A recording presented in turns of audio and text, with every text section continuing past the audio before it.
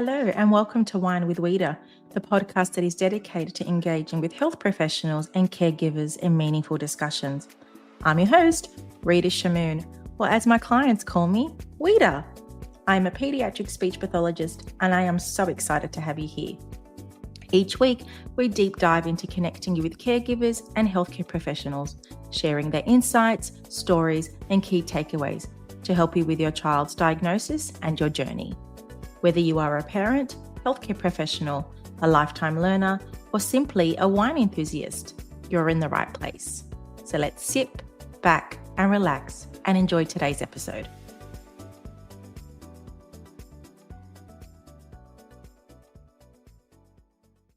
Hey everyone, it's Rita Shamoon, the host of the podcast Wine with Weeta. Today, I want to talk about a song that I use with my patients to help them understand the power of nonverbal communication and how that can help a child communicate better. Now, a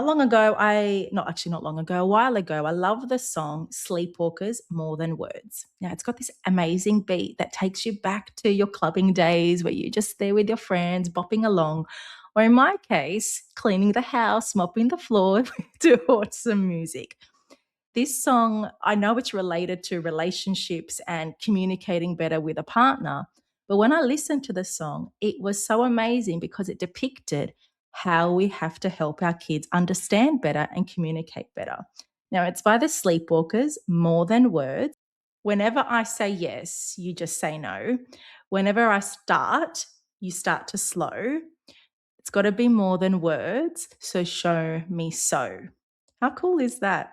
So when we're working with children who have communication difficulties, a lot of the time they don't understand the words that we're saying.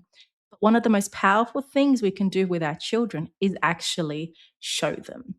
Show them through our gestures, show them through our tone of our voice, show them through our facial expression, or even with our hands, like pointing. I'm going to give you a few strategies that you can implement on a day-to-day basis to help your child's receptive language so they're understanding, to build their awareness of words, and then hopefully build their ability to show you what they're trying to tell you, which will eventually lead to them telling you. Yeah. I like to use this analogy. If you don't understand a certain language, how can you understand it? You need the facial expressions.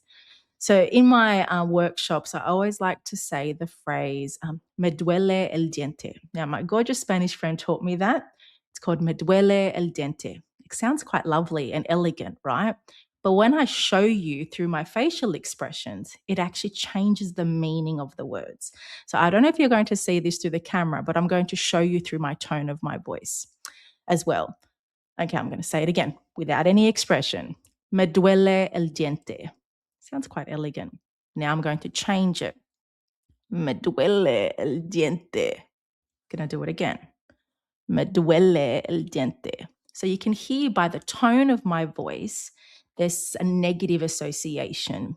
You can hear through the croakiness of my voice that there's something heavy going on. Yeah. And I simply just did that by showing you through changing my tone of my voice. But if you're looking here on the video of the podcast, you can see I put my hand on the side of my cheek and I squinted my eyes. I'm going to put those three strategies together. Change the tone of my voice. I lowered it. I had a lot of heaviness in the tone of my voice. I pointed to my chin or held my chin around my jaw and I squinted my eyes. So that's one bit. If you really collect all that data, what's telling you? Initially, it was me duele el diente. I have people telling me they're going to have an el dente pasta or something spiritual is happening. But the minute I changed my voice, they said, oh, you sound sad. Oh, your hand's on your cheek. You're a bit disappointed. The squint on your voice says you're in a lot of pain. So let's collect that a bit more. My hand's on my cheek. Something's happening around my jaw area.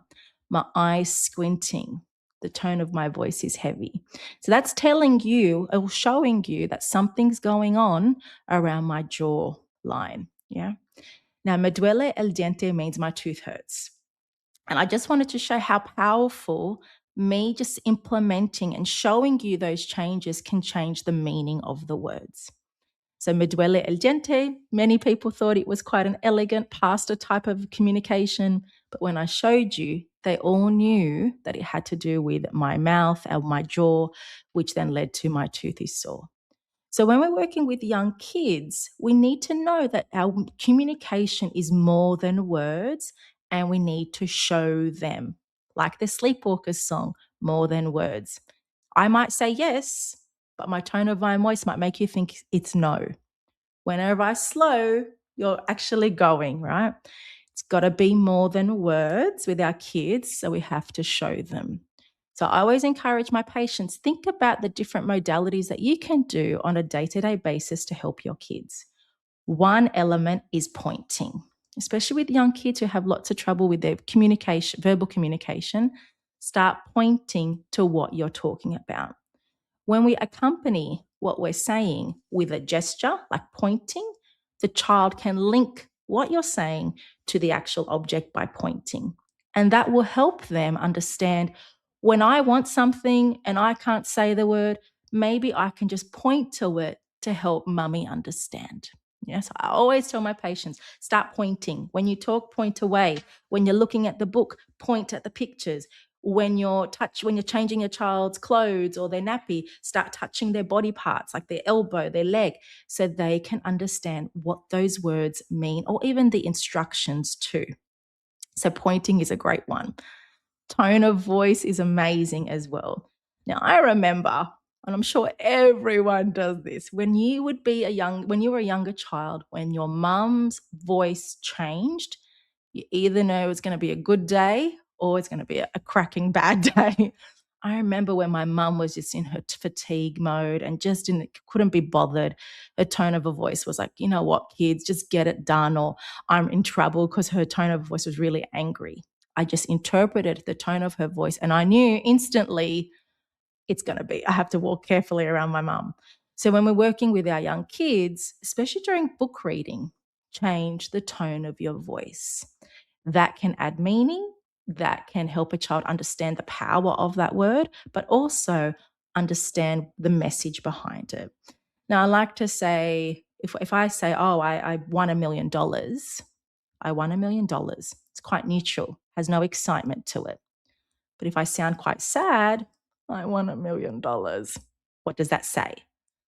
I'm not really happy about that. But if I'm really excited, I won $1 million, right?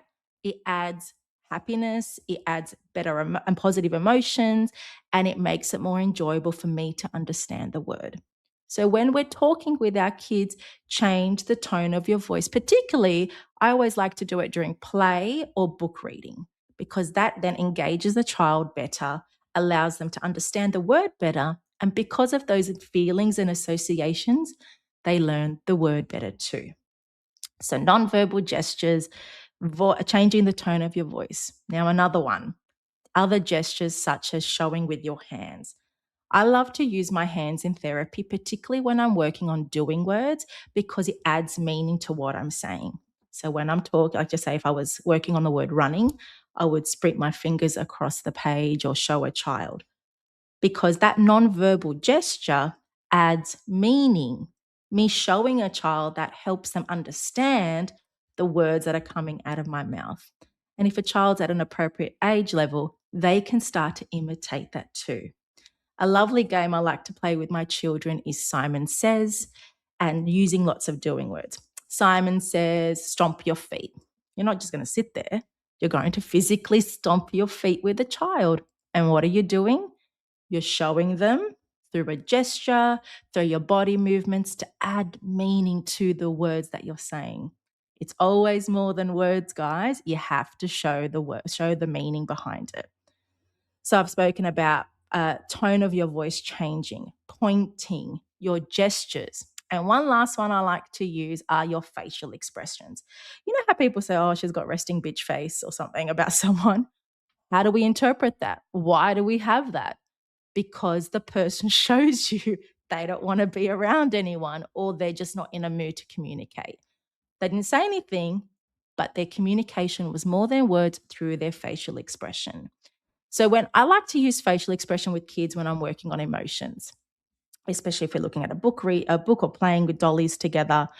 Oh, Dolly is really sad. And by me doing that, I'm squinting my eyes, I've got a frown, and I'm accompanying that with the tone of my voice changing. But if I change that, Dolly's really happy. I've got a smile, my eyes are bright, my body posture is really welcoming.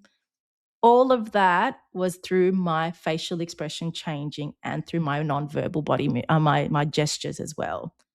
Again, communication is more than words show. Now, as you finish off this podcast, I encourage you, look around, look how people are communicating with you. It's not through their words. What's their body telling you? What's their facial expression telling you, or their tone of their voice?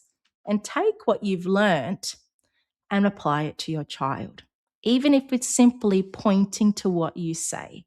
And let's see, do they understand the words better? Are they then copying you and pointing to the pictures as well? Communication is a beautiful process with your child, and it's always more than words. And the enjoyment you have with your child creates that beautiful connection and allows them to understand better and hopefully support their ability to communicate better.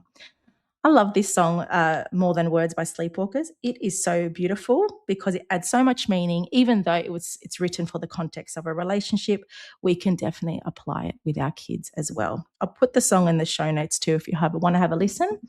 But remember, communication is more than words. You just have to show them. I hope you enjoyed this episode of Wine with Weta and found it useful. Until next time, another episode will be released really soon. Take care, guys.